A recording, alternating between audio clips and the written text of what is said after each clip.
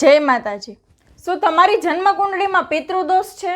તો પિતૃદોષના લક્ષણો કેવા હોય છે ચાલો જાણીએ। એ પહેલા કમેન્ટમાં જય માતાજી લખી દેજો। જમવા બેસો ત્યારે વારંવાર વાળનું નીકળવું, પરિવારના સભ્યોમાં મતભેદ રહેવો, લગ્નના યોગ હોવા છતાં પણ લગ્નમાં વિલંબ થવું, હંમેશા ધંધામાં ઉતાર ચઢાવ અને સંઘર્ષભર્યું જીવન રહેવું, બાળકોની પ્રગતિમાં વારંવાર નિષ્ફળ થવું અને શિક્ષણ તરફ તેનું ધ્યાન નથી રહેતું અને માનસિકતા અનુભવાય છે, નોકરી વ્યવસાયમાં કોઈ ફળની પ્રાપ્તિ નથી થતી અને કોઈ પણ કાર્ય અધૂરા રહે છે, પરિવારની અંદર કોઈ પણ સભ્ય વારંવાર બીમાર થયા કરે છે। આ પિતૃદોષ હોવાના ઘણા બધા કારણો હોઈ શકે છે। તો આવા લક્ષણો પણ તમારા પરિવારમાં હોય તો અમને કમેન્ટમાં જણાવી શકો છો। આનું નિવારણ અમે તમને જરૂરથી જણાવી આપીશું। તો આ વિડીયોને તમારા ફ્રેન્ડ્સ અને ફેમિલીમાં શેર કરવાનું ભૂલતા નહીં। જય માતાજી।